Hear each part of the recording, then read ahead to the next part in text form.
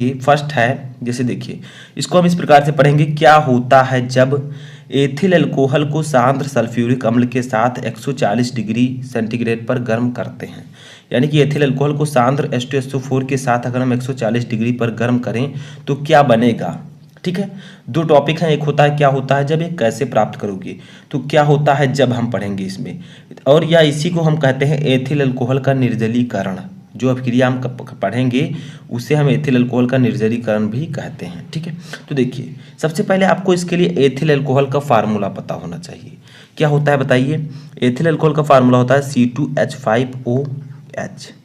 अब आपसे कहा जा रहा है कि क्या होगा जब एथिल अल्कोहल की अभिक्रिया हम किससे कराएं, सांद्र H2SO4 से, H2SO4। ठीक है, तो आपका क्या बनेगा ये आपसे पूछा जा रहा है। तो देखिए बीच में गिब्स आउट लगाएंगे और यहाँ पर जो आपका होगा ऊपर होगा 100 डिग्री। सबसे पहले हम 100 डिग्री सेल्सियस पर इसे गर्म करेंगे। आप लोग सोच रहे होंगे 140 डिग्री दिया गया है, लेकिन हम 100 डिग्री पर क्यों गर्म कर रहे हैं। तो पहला स्टेप जो है 100 डिग्री पर हमें करना है, 2 स्टेप में अभिक्रिया पूरी होगी। ठीक है, तो फर्स्ट स्टेप आपका 100 डिग्री सेल्सियस होगा। तो देखिए जब हम एथिल अल्कोहल को सांद्र सल्फ्यूरिक अम्ल के साथ 100 डिग्री सेल्सियस पर गर्म करेंगे तो आपका बनेगा C2H5HSO4। ठीक है, और प्लस आपका बनेगा H2O। समझिए, सबसे पहले हम करेंगे क्या, 2 स्टेप में अभिक्रिया होगी। सबसे पहले हम एथिल अल्कोहल को सांद्र सल्फ्यूरिक अम्ल के साथ 100 डिग्री सेंटीग्रेड पर गर्म करेंगे। ठीक है, आपका बनेगा C2H5SO4 यानी कि HSO4, यानी कि इसका नाम होता है सोड एथिल हाइड्रोजन सल्फेट। ठीक है, C2H5 एथिल हाइड्रोजन सल्फेट और जल बनेगा। देखिए बैलेंस रिएक्शन या नहीं, तो C2H5 इधर है, C2H5 इधर है। ठीक है, यानी कि कार्बन हमारा इधर 2 है, इधर भी 2 है, हाइड्रोजन 5 1 6 2 8 है, इधर भी 5 2 7 और 1 8 है। ठीक है, ऑक्सीजन हमारा 2 है, ऑक्सीजन 2 है। तो ये आपका जो है बैलेंस रिएक्शन है। ऑक्सीजन 5 है, 1 यहाँ और 4 यहाँ, 5 यहाँ पर भी 4 1 5 है, तो बैलेंस रिएक्शन है। ठीक है, अब देखिए हमें पुनः यहाँ पर क्या करना है, C2H5HSO4 हमारा बना, C2H5HSO4 हमारा बना। ठीक है, इसकी अभिक्रिया हमें फिर से किससे करानी है, C2H5OH से। किससे, C2H5OH। तो इसे हम लोग लिख सकते हैं HOC2H5, कोई दिक्कत नहीं है। ठीक है, हमने OH पीछे लिख दिया, आगे लिख दिया है, तो इससे कोई भी फर्क नहीं पड़ेगा। ठीक है, अब हम इसे गर्म करेंगे 140 डिग्री सेंटीग्रेड पर। समझ में आया। अब इसे हम 140 डिग्री सेंटीग्रेड पर गर्म करेंगे। तो देखिए यहाँ पर समझिए क्या होगा, बहुत ही सिंपल है रिएक्शन। ठीक है, अब यहाँ पर आपको एक चीज़ समझना है, ये जो आपका HSO4 है, ठीक है, ये आपका यहाँ पर H से जुड़ जाएगा। ठीक है, H से आपका जुड़ जाएगा और H2SO4 बाहर निकल जाएगा। ठीक है, अब बचेगा क्या आपका C2H5, ये H इसमें चला गया तो O बचा, O और फिर C2H5। ठीक है, और प्लस आपका बाहर क्या निकला, H और H यानी कि H2 और SO4, तो H2SO4 आपका बाहर हो गया। ठीक है, यानी कि क्या हुआ, सबसे पहले समझिए, हमें एथिल अल्कोहल, जब हम एथिल अल्कोहल की अभिक्रिया H2SO4 के साथ 100 डिग्री सेंटीग्रेड पर कराते हैं तो हमें एथिल हाइड्रोजन सल्फेट और जल प्राप्त होता है। अब हम एथिल हाइड्रोजन सल्फेट की अभिक्रिया फिर से एथिल अल्कोहल से कराएंगे तो हमें डाई एथिल ईथर प्राप्त होगा। देखिए ये क्या है, डाई एथिल ईथर है, क्योंकि 2 एथिल बगल बगल में है और O लगा है, यानी कि डाई एथिल ईथर और सल्फ्यूरिक अम्ल मिल जाएगा। ठीक है, तो आप कह सकते हैं कि जब एथिल अल्कोहल को सांद्र सल्फ्यूरिक अम्ल के साथ 140 डिग्री सेंटीग्रेड पर गर्म करेंगे तो बनेगा डाई एथिल ईथर।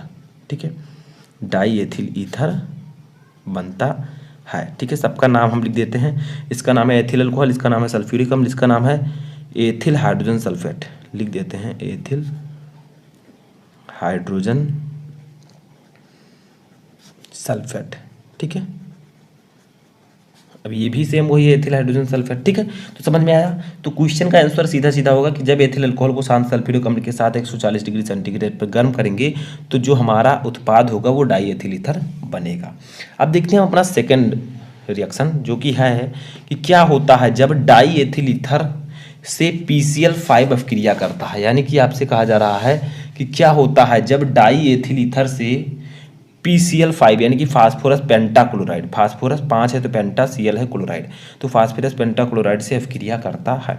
तो डाई एथिल ईथर का फार्मूला अभी मैंने आपको बताया कि इसका फार्मूला होता है C2H5O, ठीक है। इसकी अभिक्रिया हमें करानी है PCl5 से, PCl5 से। तो सिंपल है, क्या बनेगा तो करा देते हैं। देखिए बनेगा क्या, दो चीज़ें आपकी बनेंगी, एक तो बनेगा C2H5Cl और एक बनेगा POCl3, ठीक है। ये दो चीज़ें बनेंगी। तो जब डाई एथिल ईथर को PCl5 से अभिक्रिया कराएंगे तो हमें प्राप्त होगा एथिल क्लोराइड, ठीक है, और POCl3 प्राप्त होगा। लेकिन कैसे, अभी रिएक्शन बैलेंस है यानी इसको चेक कर लेते हैं। देखिए C2 यानी कि कार्बन इधर कितना है, दोनों का जो मॉलिक्यूल है बराबर होना चाहिए, लेफ्ट और राइट का, ठीक है। तो कार्बन है 2 और 2 4, इधर कितना है सिर्फ 2। तो इसके लिए हम क्या करेंगे बताइए, आगे 2 से गुणा कर देंगे। अब 2 दूनी 4 यानी कि 4 कार्बन हो गया, ठीक है।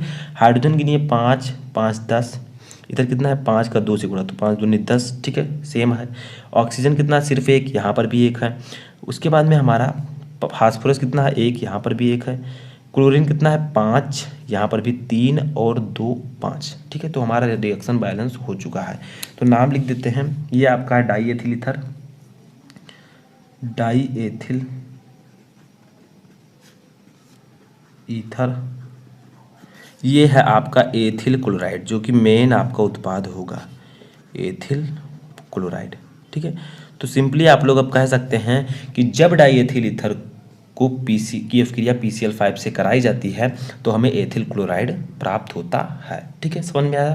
तो इसी प्रकार से आपको करना होगा। थर्ड देखिए, थर्ड और लास्ट रिएक्शन हमारा देखिए, तीसरा है कि क्या होता है जब एथिल अल्कोहल को लाल फास्फोरस और HI यानी कि हाइड्रोजन आयोडाइड के साथ गर्म करते हैं। आपसे कहा जा रहा है कि क्या होगा अगर हम एथिल अल्कोहल को लाल फास्फोरस और HI के साथ गर्म करें।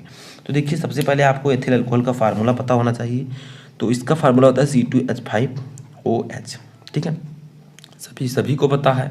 उसके बाद में हम करेंगे क्या, इसको हम HI से की अभिक्रिया करा देंगे। देखिए HI लिखा हुआ है तो HI से हमने अभिक्रिया करा दी, ठीक है। किसकी उपस्थिति में, ऊपर लिखा है क्वेश्चन में लाल फास्फोरस, तो लाल फास्फोरस लिख देंगे ऊपर, यानी कि P लिख देंगे फास्फोरस और ब्रेकर में लिख देंगे लाल, ये आपका होगा लाल फास्फोरस, ठीक है। समझ में आया। इसको क्या करेंगे, गर्म करेंगे, गर्म। अब देखिए आपका बनेगा क्या, बहुत ही सिंपली समझिए, C2H5OH है और प्लस HI है, ठीक है। तो आपको करना क्या है, CH3 और CH3 आपका बनेगा, यानी कि C यहाँ से एक ले लीजिए, H3 यहाँ से कर दीजिए तो CH3, ठीक है, और एक कार्बन यहाँ से ले लीजिए और एक H यहाँ से, यानी कि CH3 आपका बन जाएगा, प्लस H आपका यहाँ से और H यहाँ से तो H2O, ठीक है, और प्लस I2 बनेगा, ठीक है। अब आप लोग सोच रहे होंगे कि इधर का मॉलिक्यूल कम है इधर का ज़्यादा है, तो कैसे सेम करें। देखिए अब हम कह सकते हैं जब एथिल अल्कोहल को लाल फास्फोरस और HI के साथ गर्म किया जाता है तो हमें एथेन प्राप्त होता है। CH3 जो है ये एथेन है, ठीक है। बट अभी ये रिएक्शन हमारा बैलेंस नहीं है। C कार्बन इधर कितना है 2, इधर भी 1 और 2 है, ठीक है। हाइड्रोजन कितना है 5 1 6 1 7, इधर कितना है 3 3 6 2 8। तो कैसे बैलेंस करें, अगर यहाँ पर मान लीजिए हम 2 लगा देते हैं तो ज़्यादा हो जाएगा, तो यहाँ पर हम क्या कर देंगे 2 कर देंगे। अब गिनिए, हाइड्रोजन कितना है 5 1 6 और 2 8, यहाँ पर 3 3 6 2 8, समझ में आ रहा है। ऑक्सीजन कितना है 1, यहाँ पर भी 1, I कितना है 2, देखिए 2 I के आगे लगा हुआ है तो I2 है, ठीक है। तो हमारा बैलेंस रिएक्शन है। तो हम कह सकते हैं, देखिए C2H5 को हम क्या लिख सकते हैं बताइए, C2H5 को हम CH3 CH2 भी लिख सकते हैं, ठीक है, समझ में आया। तो हमने किया क्या, CH3 और CH2 में इस CH को जोड़कर हमने बाहर निकाल दिया तो CH3 बाहर हो गया, ठीक है। अब आप कह सकते हैं कि जब एथिल अल्कोहल को लाल फास्फोरस और HI के साथ गर्म किया जाता है तो हमें एथेन प्राप्त होता है, इसका नाम होगा एथेन, ठीक है, और जल और आयोडीन बाहर निकल जाते हैं। तो इस प्रकार से आपको रिएक्शंस को करना होता है, ठीक है। एथिल अल्कोहल को अगर हम लाल फास्फोरस और HI के साथ गर्म करें तो हमें एथेन मिल जाएगा। समझ में आया। यानी कि क्वेश्चन में पूछा जा रहा है कि जब हम फॉर्मेल्डिहाइड की क्रिया सांद्र कास्टिक पोटास विलयन से कराते हैं तो क्या होता है। ठीक है, इस प्रकार के क्वेश्चन आते हैं। तो देखिए हमें करना क्या होता है, इसके रिएक्शन को बताना होता है। ठीक है, रिएक्शन का मतलब इसकी अपक्रिया को बताना होता है कि जब फॉर्मेल्डिहाइड की अपक्रिया हम सांद्र कास्टिक पोटास से कराएंगे तो क्या बनेगा। देखिए सबसे पहले हमें करना क्या होगा, इसके लिए हमें फॉर्मेल्डिहाइड का फार्मूला लिखना होगा। फॉर्मेल्डिहाइड का फार्मूला होता है HCHO, ये होता है आपका फॉर्मेल्डिहाइड। ठीक है, और प्लस आपको किससे अपक्रिया करानी है, कास्टिक पोटास से। ठीक है, यानी कि आपको कराना है KOH से इसकी अपक्रिया। अब पूछा जा रहा है जब ये दोनों आपस में अपक्रिया करेंगे तो बनेगा क्या। ठीक है, तो देखिए ये है आपका फॉर्मेल्डिहाइड। जब फॉर्मेल्डिहाइड की पोटेशियम हाइड्रोक्साइड से क्रिया होती है तो क्या होता है, यही क्वेश्चन है। ठीक है, तो देखिए HCHO हमारा है, आपका बनेगा क्या, तो आपका जो उत्पाद बनेगा वो बनेगा CH3OH और प्लस HCOOK। कैसे बने, देखिए C हमारा कितना है, कार्बन, पहले इसको बैलेंस कर लेते हैं। कार्बन इधर कितना है, 1, इधर कितना है, 1 2। ठीक है, यानी कि 2 कार्बन हमारे पास है। तो देखिए हमें यहाँ पर 2 कार्बन करने हैं तो हम 2 आगे 2 से गुणा कर देते हैं। ठीक है, अब देखिए कैसे हम लोग इसे समझेंगे। तो जब फॉर्मेल्डिहाइड की क्रिया पोटेशियम हाइड्रोक्साइड यानी कि कास्टिक पोटास से कराई जाती है तो हमारा बनता है मेथिल एल्कोहल, मेथिल एल्कोहल। ठीक है, मेथिल एल्कोहल है कहाँ, मेथिल एल्कोहल ये है। ठीक है, और ये आपका जो है इसका नाम है पोटेशियम फॉर्मेट। ठीक है, तो इसको भी लिख देते हैं पोटेशियम, ठीक है, फॉर्मेट, फॉर्मेट। ये आपका फॉर्मेल्डिहाइड। ठीक है, फॉर्मेल्डिहाइड। और ये जो KOH है आपका, ये है सांद्र कास्टिक पोटास का विलयन। ठीक है, तो ये क्या है, सांद्र है। तो अब आप कह सकते हैं कि जब फॉर्मेल्डिहाइड की क्रिया हम सांद्र कास्टिक पोटास विलयन से कराते हैं तो हमारा मेथिल अल्कोहल और पोटेशियम फॉर्मेट बनता है। इसी प्रकार से आपको इस क्वेश्चन का रिएक्शन लिखना होता है। ठीक है, अब देखिए यहाँ पर देखिए बैलेंस है रिएक्शन या नहीं। तो देखिए हाइड्रोजन कितना है, 2 2 4, 2 मैंने क्यों गिना, क्योंकि आगे 2 लगा हुआ है। ठीक है, तो 4 1 5 हाइड्रोजन, इधर देखिए 3 और 1 4, ठीक है, 1 ये 5 हाइड्रोजन। ऑक्सीजन कितना है, 2 1 3, यहाँ पर कितना है 1 और 2 3। ठीक है, पोटेशियम कितना है, सिर्फ 1, यहाँ पर भी 1 है। ठीक है, कार्बन कितना है, सिर्फ 2, यहाँ पर भी 1 और 1 2 है, यानी कि ये बैलेंस रिएक्शन आपका हो चुका है। तो इसी प्रकार से आपको आंसर देना होता है कि जब फॉर्मेल्डिहाइड की क्रिया सांद्र कास्टिक पोटास विलयन से कराते हैं तो मेथिल अल्कोहल और पोटेशियम फॉर्मेट बनता है। ठीक है, ऐसे हम सेकेंड रिएक्शन अपना देखते हैं। सेकेंड रिएक्शन है कि एथिल अल्कोहल की वाष्पों को 250 डिग्री सेल्सियस के रक्त तप्त एल्यूमिना पर प्रवाहित करते हैं। यानी कि क्या होगा अगर हम एथिल अल्कोहल की वाष्प को 250 डिग्री सेल्सियस के रक्त तप्त एल्यूमिना पर प्रवाहित करेंगे। ठीक है, तो आपका क्या बनेगा। तो देखिए सबसे पहले हमें करना क्या होगा, एथिल अल्कोहल हमें लेना होगा। तो यहाँ पर हम लिख देते हैं रिएक्शन, रिएक्शन। ठीक है, रिएक्शन में सबसे पहले हम लेंगे एथिल अल्कोहल। तो एथिल अल्कोहल का फार्मूला होता है C2H5OH। ठीक है, अब एथिल अल्कोहल को हम करना क्या है, 250 डिग्री सेंटीग्रेड पर। तो हम लिख देते हैं 250 डिग्री सेंटीग्रेड। ठीक है, और किस पर, रक्त तप्त एल्यूमिना। तो एल्यूमिना का फार्मूला होता है Al2O3। ठीक है, तो जब हम एथिल अल्कोहल को 250 डिग्री सेल्सियस पर रक्त तप्त एल्यूमिना पर प्रवाहित करते हैं तो हमारा क्या बनेगा, हमारा बनेगा C2H4 और प्लस H2O। ठीक है, ये हमारा बन जाएगा। जहां पर देखिए C2H4 हमने यहां से लिया तो C2H4, एक H यहाँ पर बचा और एक H2 और वो H2O यहाँ पर बन गया। तो अब आप कह सकते हैं रिएक्शन में कि जब एथिल अल्कोहल, एथिल अल्कोहल, ठीक है, को 250 डिग्री सेंटीग्रेड पर रक्त तप्त एल्यूमिना पर प्रवाहित करते हैं तो हमारा एथिलीन बनता है। इसका नाम है एथिलीन। ठीक है, एथिलीन और जल प्राप्त होता है। ठीक है, तो इस प्रकार से आप रिएक्शन को कर सकते हैं। तो जब एथिल अल्कोहल की वाष्पों को 250 डिग्री सेंटीग्रेड के रक्त तप्त एल्यूमिना पर प्रवाहित करते हैं तो हमारा एथिलीन बनता है, मेन उत्पाद।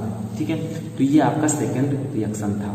थर्ड रिएक्शन हमारा ये है। ठीक है, यहाँ पर लिख देते हैं रिएक्शन। ये रिएक्शन क्या है इसको समझिए। तो हमारा अगला रिएक्शन है कि जब फार्मिक अम्ल की एथिल अल्कोहल से क्रिया होती है, यानी कि क्या होता है जब फार्मिक अम्ल की एथिल अल्कोहल से क्रिया कराई जाती है। तो सबसे पहले हम लिख देंगे फार्मूला फार्मिक अम्ल का। फार्मिक अम्ल का फार्मूला होता है HCOOH, ठीक है। इसकी क्रिया हमें करानी है एथिल अल्कोहल से। एथिल अल्कोहल का फार्मूला होता है HOC2H5। गलत है? नहीं, ये सही है, क्योंकि C2H5 हमने पीछे लिख दिया है, ठीक है। वो आगे भी लिख सकते हैं, पीछे भी लिख सकते हैं, C2H5 और वो H, ठीक है। ये इस प्रकार से हमने उल्टा लिख दिया है। और इस दोनों की जब अपक्रिया होती है तो बनेगा क्या, ठीक है। तो देखिए ये है आपका HCOOH, यानी कि फार्मिक अम्ल, ये है एथिल अल्कोहल। इन दोनों की अपक्रिया होगी तो होगा क्या, ये दोनों जो मॉलिक्यूल है, ठीक है, एक फार्मिक अम्ल का और एक एथिल अल्कोहल का, ये दोनों आपस में जो है मिल जाएंगे। तो बनेगा क्या, HCOO और C2H5, ठीक है, C2H5 और प्लस H और वो जो ये बॉक्स में है, तो बॉक्स में है H2O, ठीक है। तो ये आपका बन जाएगा। तो आप कह सकते हैं कि जब फार्मिक अम्ल की अपक्रिया एथिल अल्कोहल से कराते हैं तो यहाँ पर जो आपका मेन उत्पाद बनता है ये है एथिल फॉर्मेट। तो हमें एथिल फॉर्मेट प्राप्त होता है। इसका नाम लिख देते हैं, ये है फार्मिक अम्ल, ठीक है, फार्मिक अम्ल। ये है एथिल अल्कोहल, एथिल अल्कोहल, ठीक है।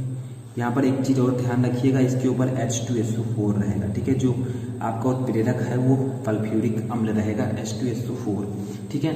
तो देखिए यहाँ पर बनेगा क्या, एथिल फॉर्मेट, एथिल फॉर्मेट, ठीक है। और ये है आपका जल। तो आप कह सकते हैं कि जब हम फार्मिक अम्ल की अपक्रिया एथिल अल्कोहल से कराते हैं H2SO4 की उपस्थिति में तो हमारा एथिल फॉर्मेट प्राप्त होता है। इसी को हम इस अपक्रिया से डिनोट करते हैं। तो